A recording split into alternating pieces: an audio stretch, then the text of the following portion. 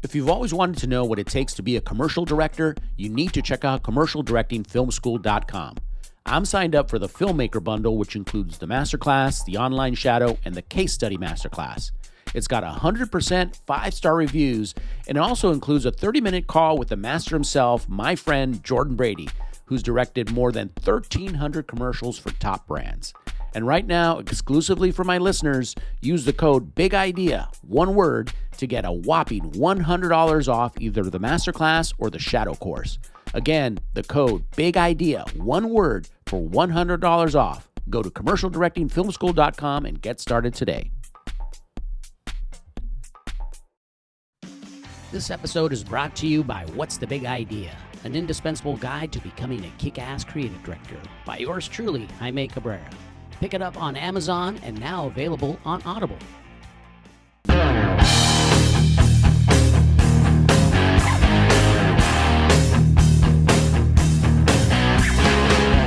the logo big. Make the logo bigger. Make the logo big. Hey everybody, welcome back to the podcast, Confessions of a Creative Director. The original podcast made by a creative director for creative directors, for aspiring creative directors, for creatives of all types looking to up their game by learning from the world's best. This is your podcast, and I am your host, Jaime Cabrera. Today's guest is mi hermano Dominicano, the one and only Andres Fabian. Andre is a globe-trotting creative director who has worked on 3 different continents for companies and agencies like Leo Burnett, Kelly Bluebook, Innocean, VMLY&R, and he's here to share his experience as a Latino creative in the world of advertising. It's an important conversation we all need to hear, where we both share stories about the most outrageous things we've been told or overheard, to the weird practice of code switching, to the need for real action around diversity in our industry. This is a must-listen episode, especially if you're a person of color or you're underrepresented in our industry. So, without further ado, let's get into it with Andres Fabian. Andres Fabian, mi hermano, ¿cómo estás? My brother from another mother, Mr. Jaime Cabrera. I'm so glad to be on your show. How are you? Good, how are you? I thought we were going to do the whole show in Spanish, man. Oh, look. Podemos hacerlo. I am ready to go. Just get me some tequila and No. Let's do it. No, I probably can't do it because my Spanish is, I speak Spanish fluently, but like business terms, there's a lot of business terms that I don't know. Like, is it podcast? Is it podcast? I don't know. Podcast, how do you say podcast. Marketing? Vamos a hablar sobre el marketing, but yeah. Otherwise we could do it. We could do it all in Spanish. Yeah. Let's practice. Let's do like one version for our Compueblanos, those guys out there. Yeah. That's going to be the next one. It's going to be more spicy. Oh man, it's good to see you. It's been a long time. We've been trying to put this show together for a while, so I'm glad that we finally made it happen. But I'm glad to see your face too. It's been a while since we had lunch. We need to do that again. I know. I loved hanging out with you and swapping stories and hearing how you're like intimidating people in parking lots and stuff. Like it just never gets old. So yeah. That's a story for another show. That's all. That's a story for another show. That did not happen. But in some ways, it's kind of funny that people think that. But anyway, that's for another show. Yeah. But we're gonna talk about something that I think is super important, and I'm super happy to have you on specifically because I think that you have a great perspective to share on that. And basically, the topic of the show is being a Latino, Hispanic, whatever you want to call it in this industry, and sort of some of the benefits, some of the trials and tribulations, right? There's a lot of things that go into that, a lot of intricacies and also dynamics that come into play. So it's a great topic that I'm excited to have you on to talk about. But before we do that, I wanted for you to just kind of give the audience a little sense of who you are, what your career has been like. You've had a very traveled, I would say, career. You've been to a lot of different places and have done a lot of different things. And that's probably one of the reasons why you're so much fun to hang out with, man, because you're a man of the world and you've done lots of things. So why don't you give us sort of a brief overview of where you've been and what you've done? Yeah. So, hi everybody. I'm Andres Fabian. I come from the Dominican Republic originally, and after finishing art school over there, I quickly started working in the art industry locally, like locally in Spanish advertising. Then I met my lovely wife, and she was Australian, and we lived together. She was there to promote the Pan American Games. And at the end of that run, she was like, okay, I'm going back to Australia. And being the hopeless romantic that I was, I sold my car and I was 21. I'm like, well, I'm going to Australia now because this is where the girl of my dreams has moved to. So without knowing anything or anyone, I hopped on a flight, went all around the world, and I landed in Sydney. And that's how my life in Australia started. I got there, and the only skills that I had was to design, and I knew how to speak English, obviously, but I had to take myself back to art school again, get some certifications going, and I entered a creative competition over there called Award School, which is the Australian Writers and Art Director. I won that, and then from that, I got my first internship at DDB, where that's where I met my creative partner. We did some initial sort of campaigns from there. From DDB, I started going freelancing in different teams from Ogilvy to Leo Burnett in Sydney, Australia. And from there, I worked in media as well. So I worked as creative Wow. director in major radio networks, which is at the cost of your podcast mix radio shows where you're creating content, you're creating lots of interesting events and stuff for the audiences. From there, I got recruited from Yeah. News Corp and did a lot of integrated branded content with Vogue Australia, with news.com.au, one of the biggest newspapers of the Rupert Murdochs of the world. So doing like a lot of integrated branded partnership with multiple different brands. And from them, I won the green card lottery, and we came here to sunny California Wow. in 2016, where I was working as a lead UX at Innocean, and we did bunch of campaigns with their social team, and took care of the redesign of their website, of Hyundai's website. So we did a lot of work there. From there, Kelly Bluebook called, and they had like a lead product designer role. So that took me out of advertising, out of media, and into client side, basically as a product designer. And we redesigned the Kelly Bluebook website in 2018. We relaunched the autotrader.com apps for all the app stores. And now I've been leading up all the digital work for Mazda for the past almost 2 years now. Almost 2 years. So yeah, it's been a journey. Wow. It's been a journey that has taken me 3 different continents. I've done multiple different jobs and roles, from being like a pay stub kid to now leading teams that are like based in Costa Rica, Costa Mesa, New York. So it's been a journey for sure.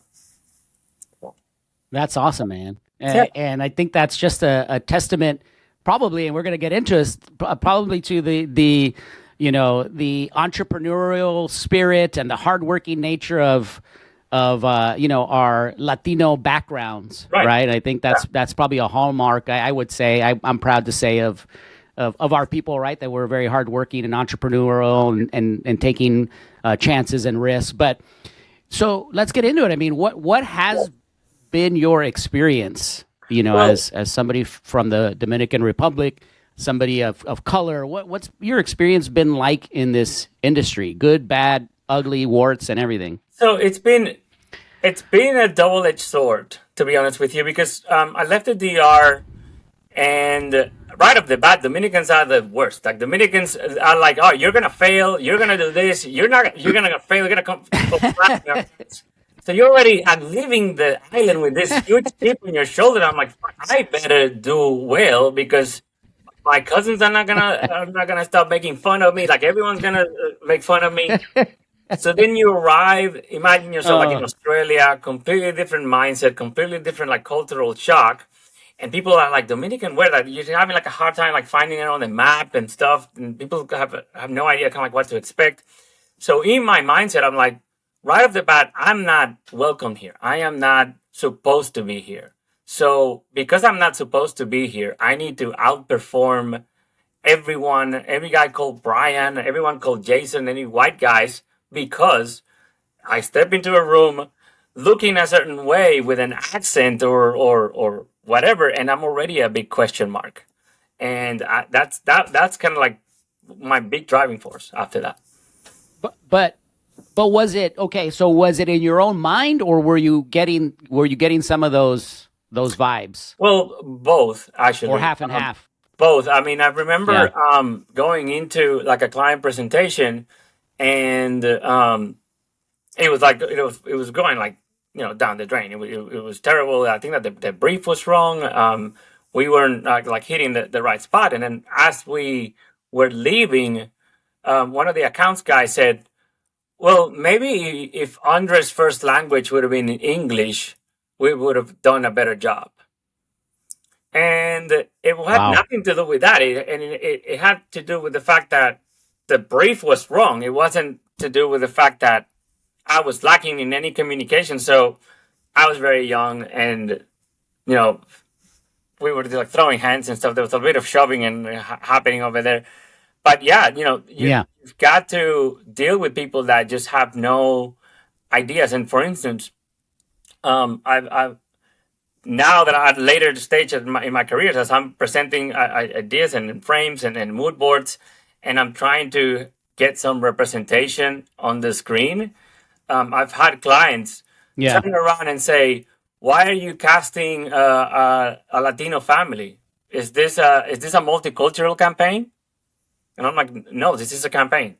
This is Wow. a campaign. This is a family. They just happen to be multicultural." Yeah, but are we trying to send like some political message? I'm like, "No, this is a family that's buying a car.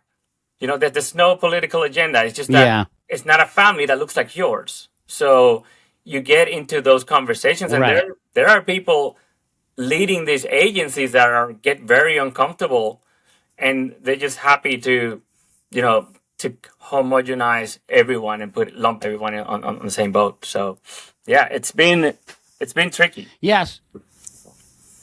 Yeah. So I want to come back to that, but I want to commiserate with you on because the Mexican culture is similar, right? You were talking about how we tend to we sometimes tend to, and I'll probably get some people saying that's not true, but we tend to like keep each other down in a way, right? Like there's a famous George Lopez bit where somebody says like, "Hey," in the Mexican family, like, "Hey, man, I'm going to college," and then the uncle or the cousin or the tia says, I see, muy chingón." Now what? Now you think you're better than me? It's kind of that thing, right? Which is so that in itself is Yeah, a mind f that you have to get over. Luckily, I didn't have too much of that, but there, it does exist, and it's not out of what I've come to realize, right, is that it's not out of a malicious nature. It's a fear based thing, right? Because yeah, they're fearful for you going out and doing something yeah, different, right? And maybe it's because of the experiences that our ancestors had. But it is funny. That's one thing that you have to get over. yeah, But getting back to the whole thing about sort of like representation and all that. mm, It's got to be also a mind f whether you do it one way or the other, right? Because let's just say I'm just making this yeah, up, but it's like, okay, well, I'm going to feature, even though I'm Latino, right? I'm Hispanic. I'm going to feature a white family, right? yeah, Or because I'm Hispanic and Latino, and this is my reality, I might feature, a more Hispanic or diverse looking family. And yeah, now it's kind of like you're damned if you do and you're damned if you don't, right? Because in a way, it's like, well, I'm not being real to myself because I just cast it this way, and then another way, like you just described, a client or an agency person is like, well, why did we do that? What message are we trying to say? They're reading too much into it, right? So that's got to be very confusing. Oh, that is very tough because what I always wanted to do was I want to be in service of the brief. I want to be in service of my clients, and I want to do what's the right thing for the strategy. For instance, you know, we can sit here and talk about the stuff that Bud Light is going through. Was it Bud Light or was it Yeah, Coors Light? Yeah, I think it yeah. was Bud Light. Bud Light. Bud Light. We're trying to get representation, and maybe they didn't really heard what their actual audiences that are consuming the product are really in tune with, and there could have been like better ways to introduce those type of topics, or for them to show up in ways that are a lot more meaningful in different ways. Um, so for instance, my approach has always been like, is this going to be of if is this going to be like detrimental to a brand to bring a little bit of diversity and inclusivity? Is this going to be of an advantage? How can I present this in a light that it becomes almost like a strategic advantage for us to show up in a way that our communities can be seen, right? And yeah, so I've always try to do that. I don't try to force it down to people's throat either, because in Australia that was something that happened to me when I was working over there. I in my comps, as I was doing art direction for a campaign for a phone company, I would use stock photography, and it had diverse people, African American and stuff, and it was great. It was a great layout. It worked out. And my creative director at the time said to me, "What are you doing putting black people on this layout?" And I'm like, "Wait, Wow. what?" And he's like, "Yeah, what are you doing putting black people? Have you look around? Look around. Have you seen any black people around here? No, this looks like stock photography." And it was blunt. It was blunt, but he had a point. He Right. had a point because the market Right. in Australia, the minority community is dismal. It's not there. And then whenever you see them on artwork and communications, it's very intentional. It's very about the Aborigines. So the photography has to be or like original photography. So it it took me by surprise then, and I was like, if I'm in a position of creative leadership in the future, that's not going to happen on my watch. And I've been trying, but it sometimes just gets pushed back by clients who don't really see it. So then, okay, so in that particular case, it sounds like while it sounded sort of harsh, it sounded like you came around and said, well, maybe he's right. Is that correct? Like you were like, well, maybe he's right in this particular Yeah, case, or felt how that did you walk away from that?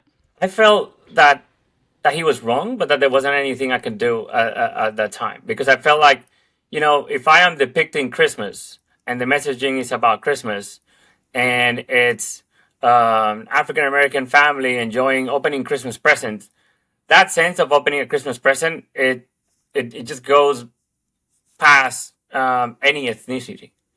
But Yeah, transcends it. it transcends it. But the way that he was sort of saying to me is like, well, if I'm an Australian and I see that photo and I don't see anybody there and I'm not going to be able to relate to it, first of all, I'm going to know right away that this is stock photography, that this is not, that we didn't shot this thing to be like or original. So it might Yeah, be perception that the premiumness of the brand might be diluted, or that the consumer won't probably see himself and their family. And if you're talking to a broadly Caucasian audience, then maybe that would be kind of like the mentality at that time.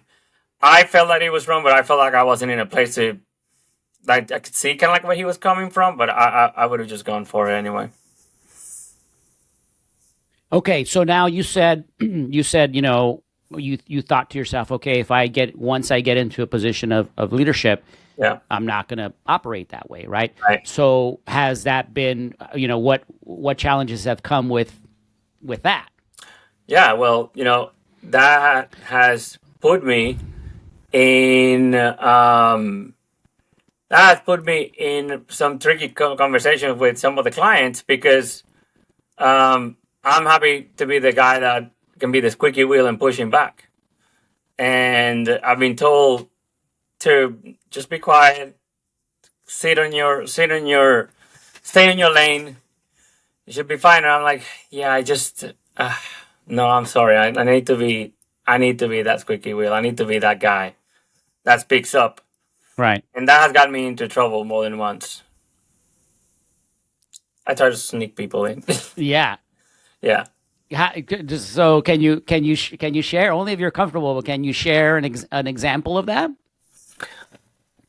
Well, for instance, there was this campaign that we shot, and there was weeks and weeks and weeks of debating on the key talent that we wanted to pursue, and this was going to be a global shoot of assets. So when you're asked to shoot for global appeal,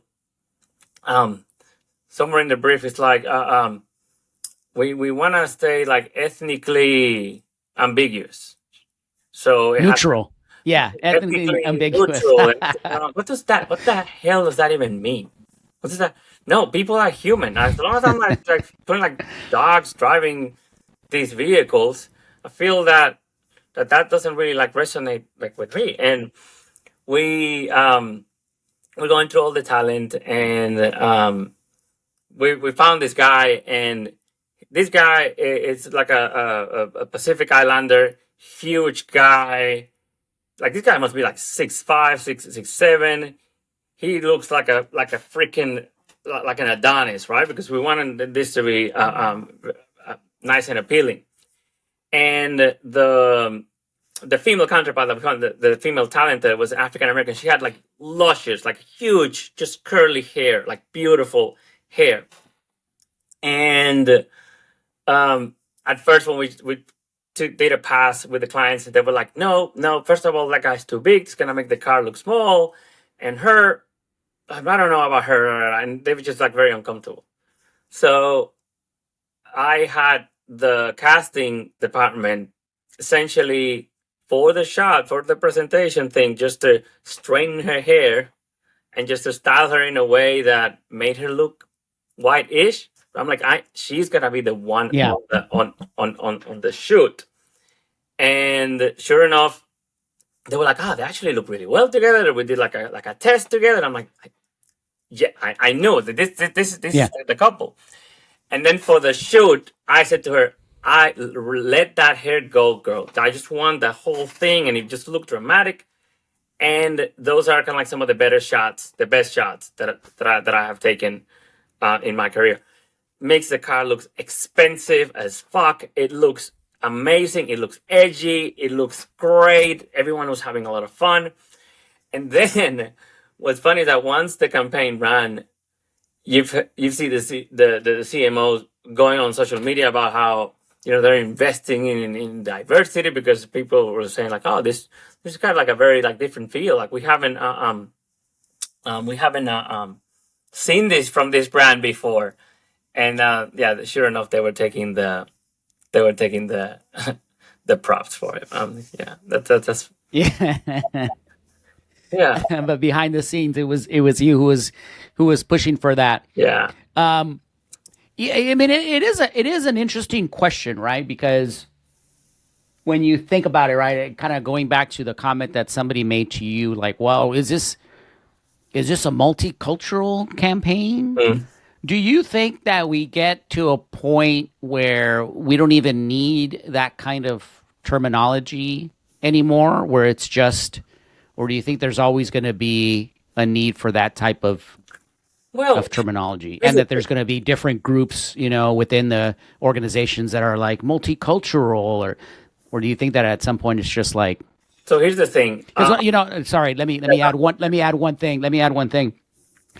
Like where I live, and this is why I love living in Long Beach. Right. It really is very diverse. Like my kids and my wife and I have friends of all different, stripes and colors and patterns, and and it's so cool because obviously, I'm not gonna pretend like it's everything's perfect. But what I'm saying is that it's very diverse where you don't even really think about that much. So if I saw something with that depicted in an ad, to me that is my reality, right? But you go somewhere else and that's not their reality. So it's like, how do you kind of justify, like, what's going to be the best, what's going to give you the most bang for your buck if you're an advertiser, right? It's like figuring that out. So it's just kind of a, I don't know, I don't even know where I'm going with this. It's just kind of a mind fuck, because you're like, well, shit, where do I go? Because that's my reality. But maybe that's not going to be the best reality for everybody, and we have limited funds and limited, resources. So, for instance, having a chance to have work as part of a client side, and so when you go to client side, it's a whole different ball game because your money is so much limited. Um, Personalized content is going to work a lot better than generalized content any day, because people are going to start feeling that you are talking to them. This is made for me. This wasn't made for everybody else. This is made for me. Now, if you want to measure the success of that and okay, this is how many people this converted. This is how many people watched that video and rewatched that video. This is how many shares that video had. This is how many likes this video got. This is how many positive comment and the sentiment of the brand had after that. Sure, you want to be able to be as personalized to that community and as hone in so you can come across as being authentic. But at the same time, there's so many different pockets of audiences that are here in the United States. So divided. Like, that's something that I never experienced when I was in Australia. In Australia, everyone's Australian. If you go to the tiptoe from end to end, everyone has the same accent. Everyone knows the same jokes. Everyone, it's much more homogenized, like from one end to the other. Everybody the cultural. Yeah. Everybody loves cricket. Everybody loves rugby. Everybody loves Australian rules. Those three things, you can talk about those things with everyone, female, male. Everyone's kind of like the same. Even within the Aborigine community, it's all like really gelled and together. Whereas in the US, we've got all these different communities that are having and experiencing this experiment that is the US in their own different ways. And if you're able to be authentic to each of those, that's going to be a lot more strong and resounding. And that visibility, it's necessary, because we're not all the same. We don't come all from the same from the same parts. But at the same token, it shouldn't be a surprise that one is going to be molding in another. Basketball culture used to be strictly for the African American community, and yet hip hop and dance has now become something that is a hardcore part of like the Asian and Pacific American sort of, like, because of the singing and the hip hop culture and how strong that is. You can see that all throughout the West Coast. With food, in the same way, I am from the Dominican Republic. I am the Latino that does not like spicy food. I'm sorry, all my Mexican brothers. Oh man, show's over. I know it's but just like me, that's a whole reality in the Bronx, in New York, in Miami. That is when you become authentic to that, they're like, forget about everything else. This is the brands that are like talking to me and that are getting me. And when we step into this roles as creative leaders that are not for specific sort of genres, we have to sort of take a measurement of the cultural zeitgeist of what's going on and see how we can mold and bring in things from different culture into the mainstream. And I feel like that's kind of like our main role and that's the good thing about. I was starting off by saying this double-edged sword. I have the ability to look at this brief from both of those different angles. I can put on my white Andre hat and look at it. I can put on my Dominican hat, Andre, and look at it. I can put on my Australian hat and look at it. I can, go into like a Google Analytics and just be like geek and look at it like from that point of view. And it's almost like a Batman utility belt. You pull out whatever it is that you need in the right time. but yeah, I would love it if there was a lot less racism and a lot less uh, uh, stereotypical things that people think that that race should behave like, or that age group should behave Right. like. Yeah.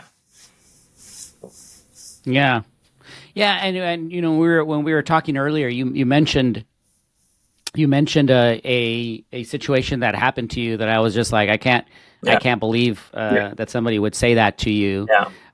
And where we left off is, the effects that has on you in multiple different ways. Can you tell us about that? If you Yeah. remember what I'm Yeah. referencing.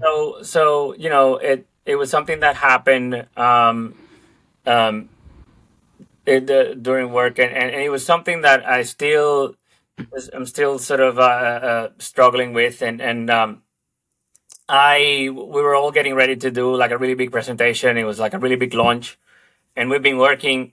Me and my team has been working like relentlessly to sort of meet this deadline, and there was a bunch of like fights and arguments to make sure that we got things just right in time for the presentation. And when the big presentation came, that we're gonna be presenting to the big CMO, um, I was told that I wasn't allowed to be in the room because someone had an issue with my accent, and that they felt that the project was going to be at risk if I was going to be presenting. And sure enough, they had to pick the white lady to take people through the presentation. I wasn't even allowed to be in the presentation because someone made a comment that the clients just had a thing against me, and that it wasn't trustworthy. And that's something that Wow. at that point in time my mind was, so it was, so that they actually chose one of the my not my junior, but my deputy associate creative director to be the one that presented the creative in the presentation. And she's like, I am so sorry, like I didn't, what do you want me to do, what do you want me to say, I'm never, and I'm like, you're gonna be fine, don't worry about it. I I'm I'm here for anything that you need. You got this. Because he was about trying to get the project sold. Yeah. Yeah, let's talk about this. Because as you know, I spend a lot of time talking about this on the podcast, and I've written about it in the book, right? So it's that imposter syndrome, like you mentioned.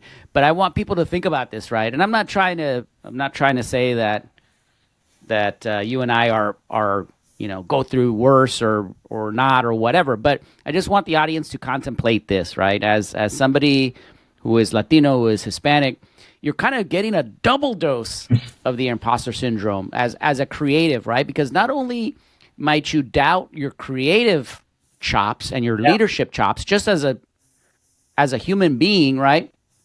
But now you also have to add in the fact that, like, well, maybe I don't belong here. Maybe I'm not, like basically what you described, right? So it's almost like a double dose of that. And if I'm completely honest, I haven't experienced anything to that level, and that's probably because I'm more, light complected. Like, people, when they see me and I tell them my name is Jaime, they're like, "Oh, Jamie," Jamie. And I'm like, "No, it's Jaime. I didn't just create a fancy pronunciation for Jamie." I'm like, it's just so funny, right? Because they just want to believe. Yeah. But I it just messes with your head, because you do start to go like, well, shit, maybe I don't belong in this room. Right. And the thing is that I consider myself Afro Latino, so and a very light skinned one at that. So it's almost like as if I'm not dark enough, and I'm not. So here's the thing. Right. Another thing. Well, that's a whole other thing. That's a whole other thing. So in 2010, I got a chance to go back to the Dominican Republic and be the creative director for a very famous beer brand. And I'm remembering being petrified because I had lost my Dominican slang. I had lost my Dominican edge of going in there, and And they used to call me Australia because I came straight from Australia. I mean, they're like, listen, Australia, that's not going to work. That's not going to work. Yeah. Where are the girls in the bikini? Where are the Yeah. gratuitous shots of just like bikini shots from end to end? And I'm like, no, I was thinking we can go with comedy, doing something different. Like, let me stop you right there. Yeah. That's not going to work for this market. I don't know if this was a great idea. And I'm like, wow. So I'm getting a double whammy of imposter syndrome now, both in Spanish and in English. Great. My therapist is going to love Oh my this. gosh. But yeah, I mean, how do you? So, is this something that you? Because you mentioned it, and thank you for being so vulnerable and open about this. Yeah. This is something that you're struggling with even now. It still comes up and it bubbles up. Yeah, I mean, I feel that it just comes and goes, kind of like in different waves. As you, one of the things that I always felt like, even before coming to the US, I was like, oh, I can't wait to go to the US. This is gonna be like going to the big leagues. Oh my God, I'm gonna be doing the best work of my life. This is gonna be great. I get here and I'm like, and I'm seeing people whinging and I'm seeing people complaining about low budgets when the money that I used to work with in Australia was like a quarter of the money that people had here. I see people that are happy to say no just for a reason because they just don't want to be bothered, just because they don't do things because they don't get paid for it. And I'm just sitting there going, this is what I was stressing out about. This is this is what I was stressing out about. So I feel that it may be to my detriment that I know a lot more than some of these people that are kind of like making those decisions. So I've done some work on myself, and I've done some work on the side, starting up, like working as part of different startups and things like that. And those have worked out. And there's like glimpses that, I may know what I'm talking about. if you let me, I may know what I'm talking about from time to time. Um, and those are some of those moments that make you focus on the work. Like if you can just continue working, those feelings of being unsure are just gonna melt away. And also the team that I get to lead, I've been very lucky to have super talented people to lead, and they reassure me that I'm a good boss and ultimately a good human being, and that's the best thing that we can Yeah. hope for. Not Yeah. It'd be Yes, nice to have like that's a bunch true. of like can go lions and things like that. I've won, but yeah, it's a good Yeah. thing to know that you're a decent human being, and that's the only measurement that you have to put yourself through. Yeah, at the end of the day, that's really what it comes down to. You touched on something that I wanted to spend a little bit of time talking about, and it's all related. It's all related, but it's this idea of code switching, Right. right? Yeah. Where Right. you have to, where you kind of like you're switching, Yeah. you're switching modes, Yeah. right? It's like I think it was triggered by your comment about how when you got back to the Dominican, you were getting shit from your Yeah. Dominican friends, right? And it's like because you're gonna code switch, right? How do you do that, and what do you think about that? I don't necessarily think. I mean, I think it's just a nature of the beast, I guess, that you have to do that. I don't know if it's right or wrong or well, what are your thoughts about it? Well, again, it goes back to personalization. It goes back to meeting people where they are, right? And be genuine and be kind of like authentic. And for those of us that are fully bilingual, we know that we see the world into different parts. And if I am wanting to communicate in a way that's effectively, I need to meet you where you are. And if I'm able to sort of bridge that gap and meeting you where you are, I'm going to be more effective in the things that I'm trying to do. Code switching for me in the Dominican community is a shorthand way of creating um, a comfort zone, a mutual comfort zone. Hey, when I say to you, dímelo mi pana, que lo que, and I hug you, I'm already letting you put your guards down and know that you and I can just relate at that level, and that's perfectly fine. Whereas if I go play golf at Pelican Hill with some of these guys, and I start out just like that, it's gonna make a lot of people uncomfortable, and I'm aware of that. Yeah. And I could work with it, or I could work against it. And there's a part of me that feels disingenuous because how come I cannot be my Dominicanness and I'm having like to turn and open Right. down depending on different places as you are? And it's because it makes people uncomfortable. They ain't ready. They are not ready.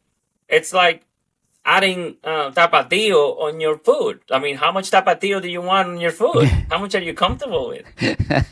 And it's funny because when I went back to the Dominican Republic and I was leading this group of Dominican creatives, there's a different ball game, and I couldn't be like, so it's 9 o'clock, it's at 10 o'clock in the morning. Like, what are we doing today?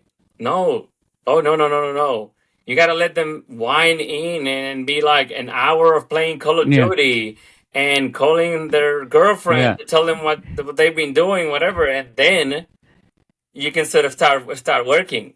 And I was like, all by the book, and I'm like, listen, Australia, that is not gonna happen here. And I'm like, okay, I better meet you where you guys are at.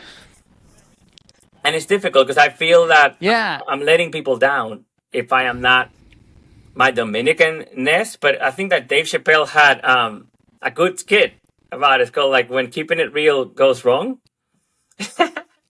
Oh yeah. So I don't know if you remember that. People can just go and Google it right now. But you gotta know when to keep it real and then not. You gotta have that you kind of just show all your cards all at the same time. So what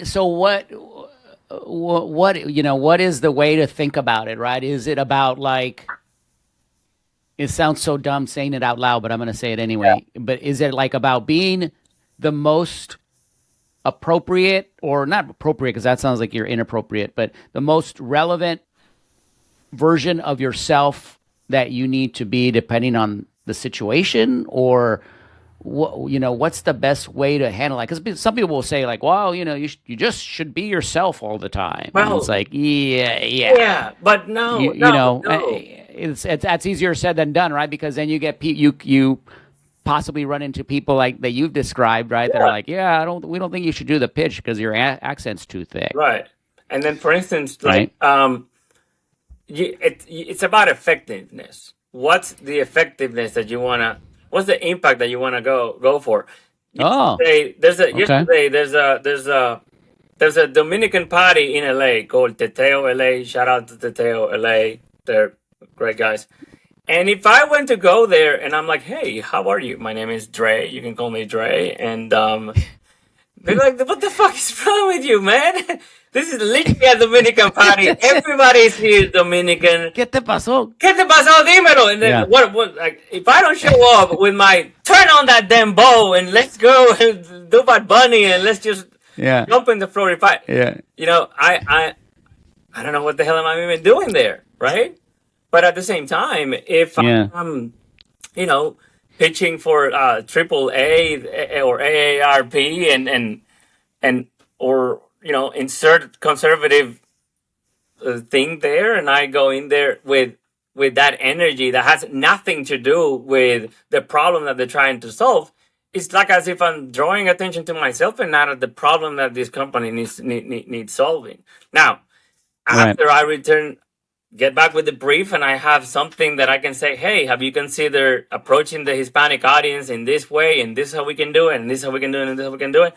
Then you can sort of bring it in that commercial level. But I feel that we have to use that into our advantages and not get crucified in the process, which is what happens. You can get crucified, you can get judged.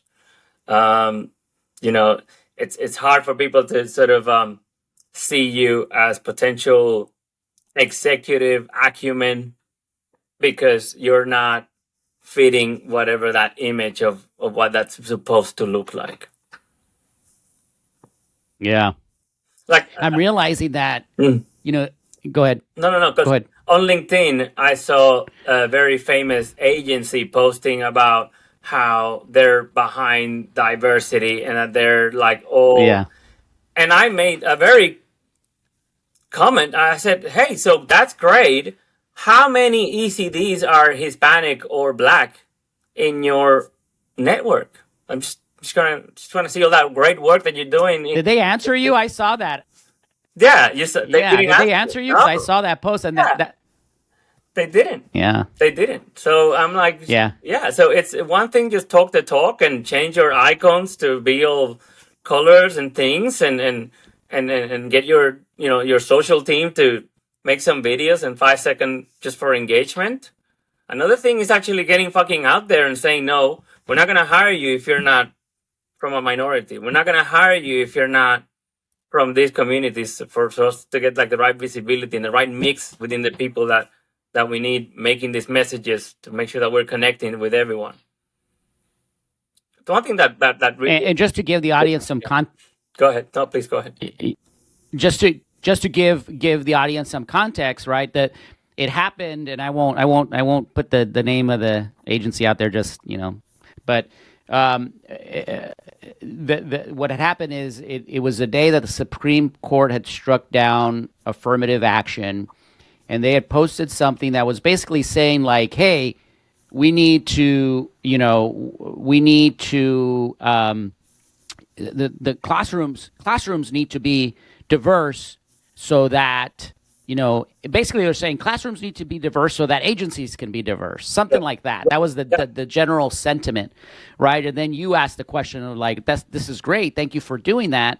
How many, and they didn't respond, right? So that was kind of the context of what had happened. So it was kind of like, okay, well, that's cool. So I guess they could come back and say, wow, we haven't been able to do that because the classrooms haven't been diverse. But it's like, well, I don't know about that. Yeah.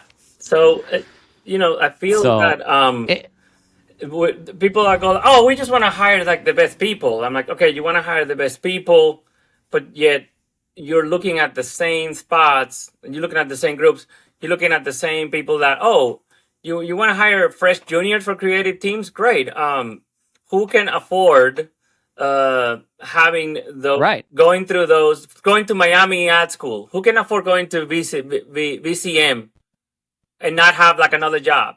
Who can afford doing that? Oh, people that have their parents paying for all of the other expenses, so you can spend the time working on fake briefs, so you can make a book, so you can go and do that. So you see where the problem is at. So I feel that our communities have to endure so much and are very creative in their nature because they have to reinvent themselves over and over and over just so they can exist in a different country other than their own. And that relentlessness, imagine bringing that energy into work every single day when you have to just like outwit the competition. And that's what we as Latinos, we bring to the table every single day in spades. The fact that we can code switch, the fact that we can exist in all these different bubbles and we can exist in a way that can be authentic. And yeah, I feel that it's a definitely a missed opportunity from some of this upper brass in senior leadership. Would love to see more diversity. And you bring up a good point, and this was an argument that I used to have at a previous agency, right, where they, I was not just me, but I was among some people that were saying, hey, we got to pay these entry-level kids more money, right? Because you guys are talking about diversity and it's how important it is to the agency and all this stuff, right?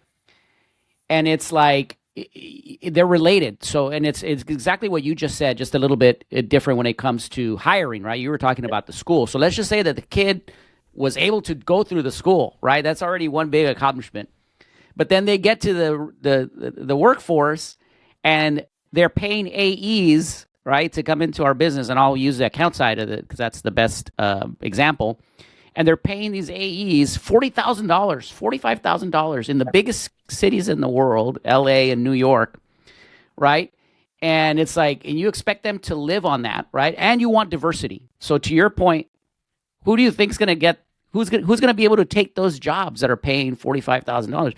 The kids whose parents can subsidize their living. Well, who are those people, right? And you just have to follow the money and do the math, right? So it's like there's a lot of work that needs to be done, because the argument at the time when I brought this up, it's like, well, we don't have a problem with with retention at that level. It's really about this other level. I'm like, yeah, but don't you see, if we can't talk out of one side of our mouth and say we need diversity and then not pay what it takes to be able to afford that. So anyway, it's a very complicated situation. And as I'm talking about this, right, because this is something that I deal with, is I always want to come to a positive conclusion about whatever it is I'm talking about, and I realize that this is just such a complex problem that I don't know that we'll get to that nice tidy solution, right? When you talk about having to code switch, and you talk about who are you in the room, and do I belong here? I guess it's just going to be an ongoing process. And I am hopeful that I can help pave the way, because one of the things is, like, say you go for another job, the person that is interviewing you, if you don't see that they look like you, they won't understand your background, and they possibly won't give you kind of like those opportunities. So I feel that the most us Latino creative directors are out there, it's going to open up more doors. I certainly, when I am opening up for freelance gigs, I look completely across the spectrum, and I see the candidates sort of come in, and I'm looking for that diversity. I'm looking for different ways and people that come from different backgrounds, because that's just going to make the team a lot more kind of cohesive. But there's no silver bullet. And I do believe that now, with the advent of AI, it's going to be a lot more difficult for us to remain very authentic. Because if AI is generating all these different things, the AI can only reference what is already there and it's already known. So it's up to us to redefine what's the standard, so the AI can continue to get fed a lot more diversity. For instance, if you type in Midjourney pretty woman, it's going to be a white lady that's going to come out.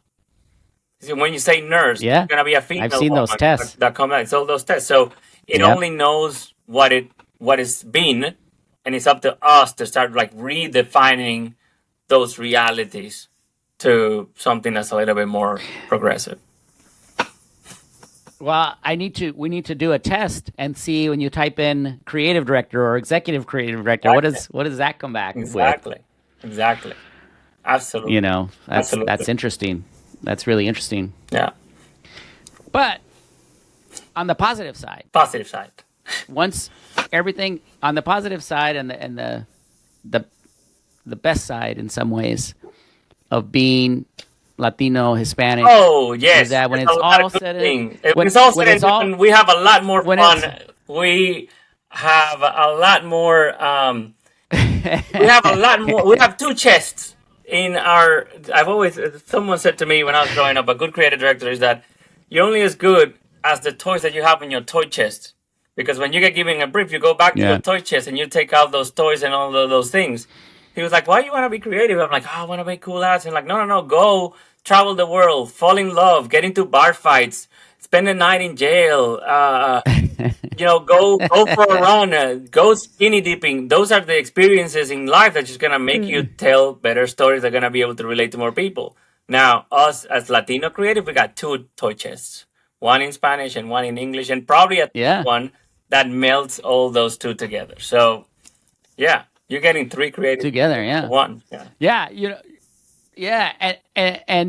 then at the end of the day, after literally the day is over, let's say you're at working some event, you're doing some, you're out on a shoot or whatever. At the end of the day, guess who everybody wants to hang out with? Guess who's the most fun and the most, right? Exactly.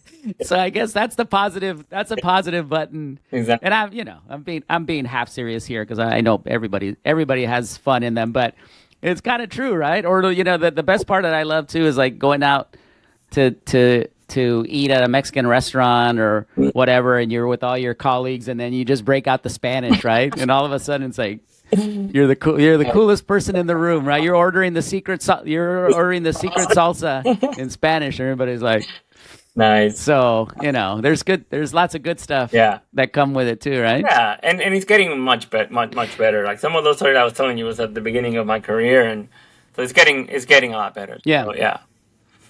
But yeah. Yeah, but I appreciate that, that you have it in your mind, that you're looking to help the next generation of people that are coming up under us. And I got to imagine that once I put this out and I tell everybody what it's about, that we're going to have a lot of people that feel understood, for one thing, right? Like, oh my God, I thought I was the only one having that experience, and are also, hopeful of things getting better, like you just said, right? And hopefully we get to a place where it's not even an issue anymore. And I would encourage people to bring their uniqueness into their portfolios. Bring their if you're Dominican, bring your Dominicanness into your book. Bring your heritage into the work that you do, because no one is going to be able to recreate that. No one is going to be able to come up with an idea that's so unique, that's so nuanced, that only you could have come up with that. And I feel that as we have the chance to see through people's kind of like work, those are the people that we're going to be gravitating towards, that are going to be tackling the big briefs, and that are going to, bring work to another level. So yeah, do that. Yeah. So as we wrap up here, what's next for you, my friend? What are your big hopes and dreams? What are you, what's in your head there? Well, this never-ending quest to get to France in the summer. So we just continue to do work that sort of gets known out there.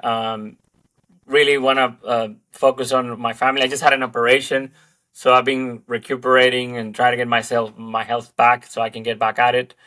But yeah, I'm just trying to take it a day at a time, man. Trying to take it a day at a time, not to get like anxiety, to keep that in check.